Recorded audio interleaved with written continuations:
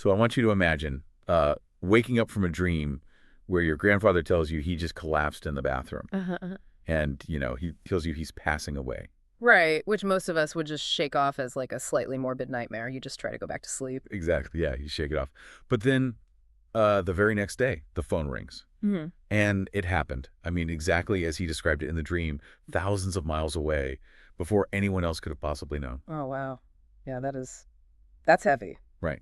So how do you process an impossible fact like that? Do you just brush it off as the most astronomical coincidence of your entire life?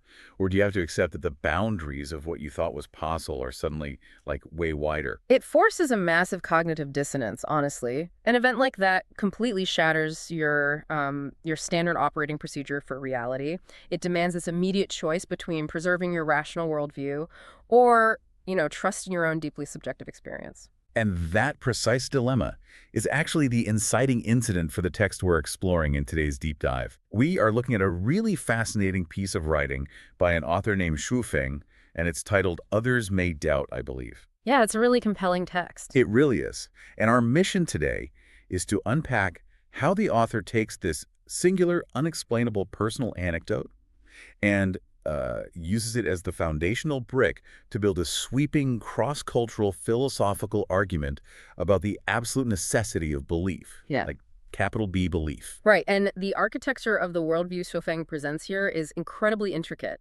We're looking at a synthesis of profound spiritual and religious concepts, drawing from Christianity, Buddhism, Islam, ancient philosophies, all of it. It's a huge melting pot of ideas. Absolutely. And to be clear, our goal here isn't to weigh in on what is objectively true. We're not picking sides. Rather, we're just unpacking the mechanics of his argument. We want to understand how he constructs this perspective and why he ultimately argues that faith functions as an existential anchor in human life.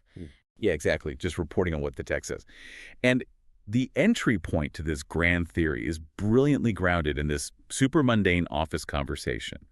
A friend from Tianjin comes to visit the author, Shifeng. Right. Just a normal day at the office. Just a normal day, but the friend seems deeply troubled, and he starts asking all these complex questions about the nature of space and time. Which is pretty unusual for casual small talk. Yeah, totally.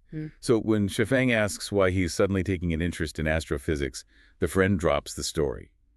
The hyper-specific dream about his grandfather fainting, the poignant message to live well while I wait, and then the phone call from his father the next day confirming every single detail. The friend's initial reaction there is so crucial to understand. He is just reeling. He's grasping for a mechanical, physics-based explanation for what appears to be a totally supernatural event. He wants it to make logical sense. Exactly. He wants to know how information traveled across space and time faster than a phone call could. He's desperate for a formula. And Xu Feng's response totally subverts what you might expect.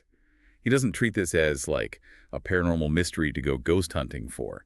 Instead, he treats it like a radio finally tuning into the right frequency. I love that analogy. It's so practical. Right. He tells his friend that his grandfather simply left this physical space and entered, in his words, another dimension of life. And because the grandfather possessed a really strong attachment to his family, he basically transmitted his inner thoughts using his friend's elevated spiritual sensitivity right before fully departing. Notice the deliberate rhetorical maneuver there, though. Suifeng strips the event of all its mystical fog. Yeah, he makes it sound almost clinical. He really does. By telling the friend that this transmission of thoughts is entirely normal, he is essentially classifying the supernatural as just another law of physics. It's a law we happen to experience intuitively rather than measure empirically. But it's normal. It is a really profound normalization strategy. It takes the magic out of it to install it as a structural reality. It's akin to saying, of course the apple fell, that's just gravity. Yes, exactly that. Xu Feng is basically saying, of course you received the message, that's the spiritual perception. Yeah. He treats the unseen dimension not as some, fairy tale, but as just an adjacent room in the house of reality. And by establishing this unexplainable event as a mundane, functional mechanism of the universe, Xu Feng positions himself to pivot. A pivot to the bigger picture. Right. Because if this dream was merely a normal data transmission from another dimension, he can ask the pivotal question that drives the rest of the text. He asks, do you believe in the immortality of the soul and in the existence of other dimensions of life apart from our current space? Which is a heavy question to drop on someone. But the friend, having literally just lived through this impossible data transmission, is totally cornered by his own experience. He answers with the phrase that gives our deep dive its title. He says, "Others may doubt, I believe." And that single sentence acts as the gateway for the text's entire philosophical expansion.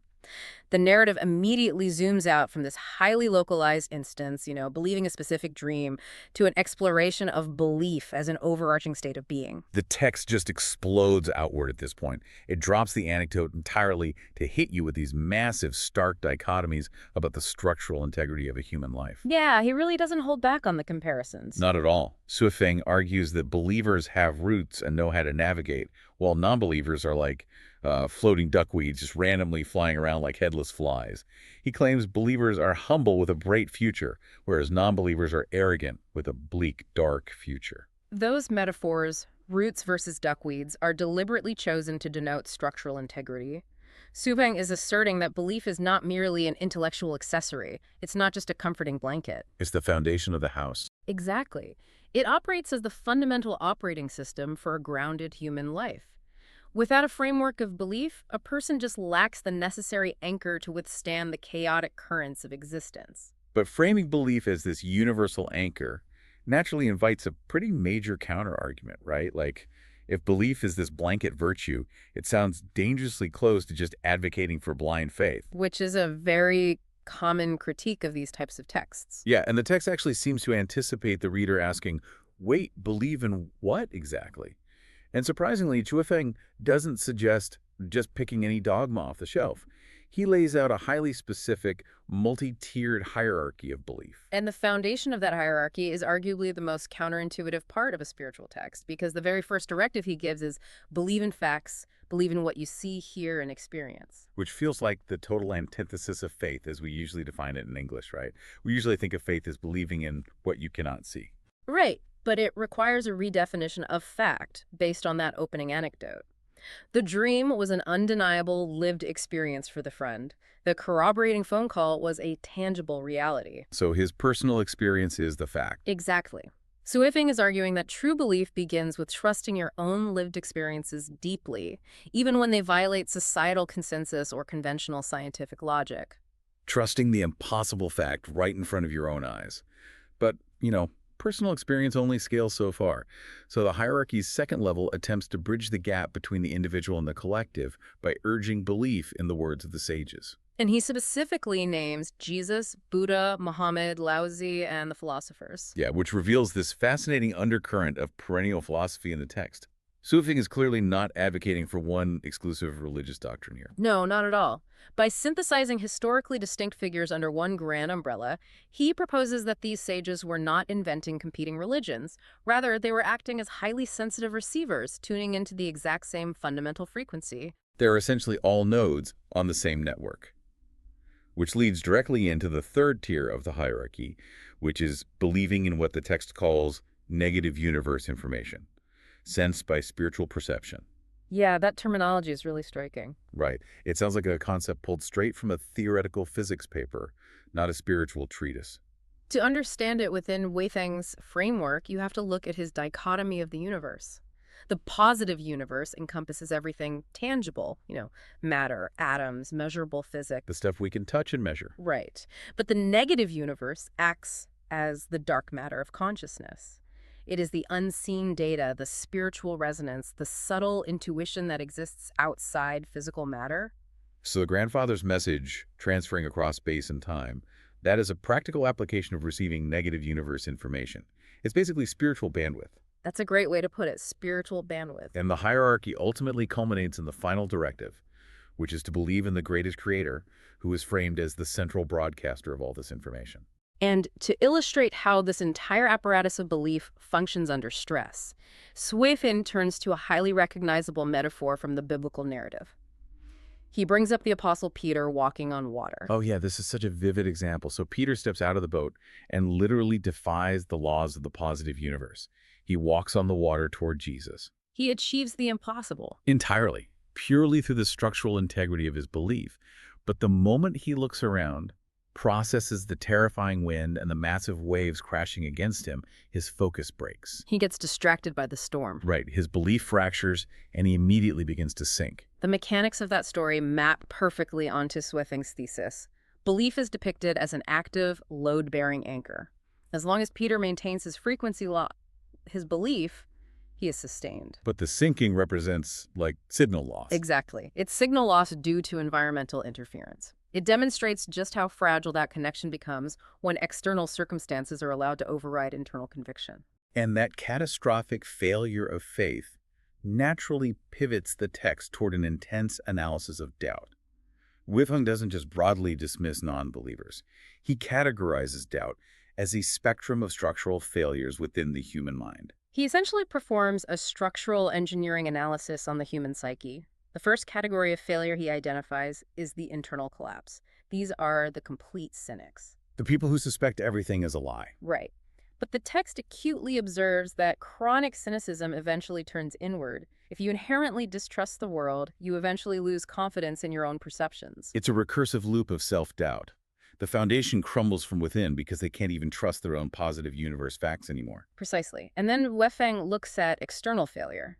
These are the people who start with a sturdy-looking structure of belief, but they are easily battered by what he calls phenomena and others' opinions. They allow the wind and waves of public opinion to dictate their reality. When societal pressure or, temporary trends push against them, their structural integrity gives way. They abandon their own lived experiences just to conform to the crowd.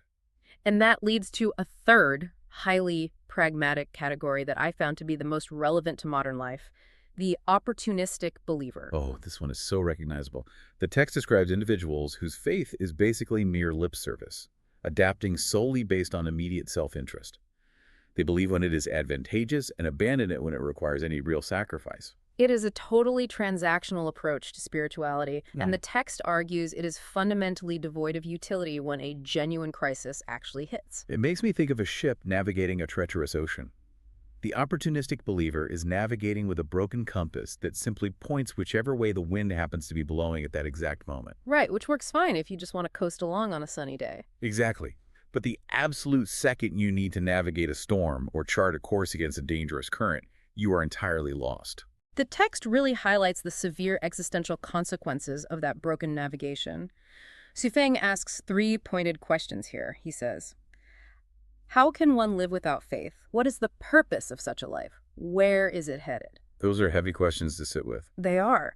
And he warns that when the big storms inevitably arrive, those with compromised foundations lose their foothold and are, in his words, devoured by demons. Devoured by demons is such intense imagery. But within the psychological framework we're discussing, that reads less like literal monsters and more like the complete loss of sanity, meaning, and direction. Yeah, it's the terror of realizing you have absolutely no anchor in a chaotic universe. To counter that terrifying outcome, Xufeng constructs a bulwark of historical exemplars. He pulls figures from across human history who endured unimaginable structural stress to their belief systems, yet they held firm. He points to Job, for instance, who faced total catastrophic loss of his family, health, and wealth, yet absolutely refused to curse his belief. He also brings up the Apostle Paul, enduring extreme persecution, the bodhisattvas of Buddhism, and steadfast believers in Islam. It's a wide net. And by stacking these diverse figures together, Xufeng is proving the universal necessity of his central maxim. These individuals faced the ultimate winds and wave suffering that should have logically destroyed their faith. They didn't sink. Right, they didn't sink. They proved that while the data of the positive universe might signal disaster, a deep connection to the negative universe provides the resilience to survive. Without faith, one cannot stand firm.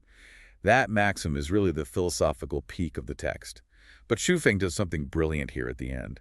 After building this massive cosmic architecture of historical sages in multiple dimensions, the camera cuts right back to the mundane office in Tianjin. Yeah, we return to just two friends sitting across from each other. Exactly. The macro theory collapses back down into a singular lived experience. The grand philosophical tour is over, and the practical application must begin.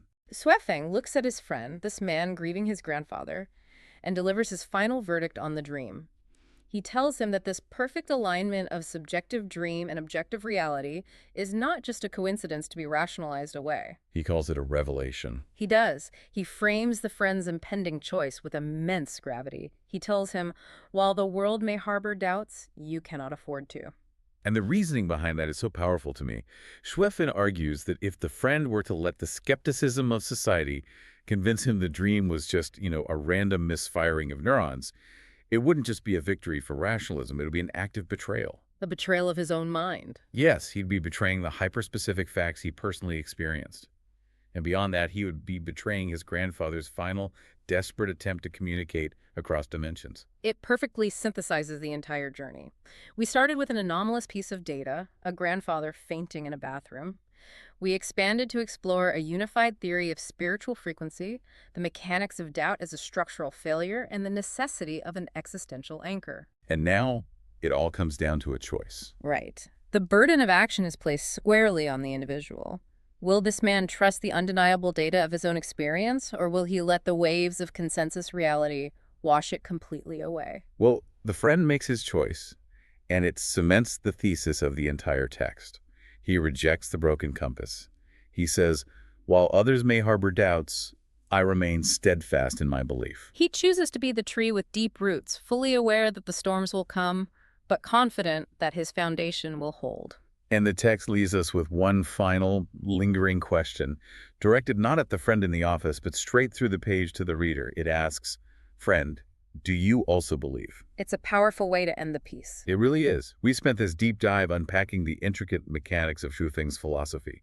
But the ultimate value of this text is how it interrogates your own operating system. So I want to bring you back to that unsettling scenario we opened with. The glitch in the matrix. Exactly. If you were handed a deeply unexplainable, impossible fact, a glitch in the matrix of your own life that defied every scientific explanation but was undeniably real to you, what would you do with it? Would you have the structural integrity to trust your own perception and let it become your anchor? Or would you look around at the wind and the waves, listen to the crowd, and let the pressure of society wash your reality away?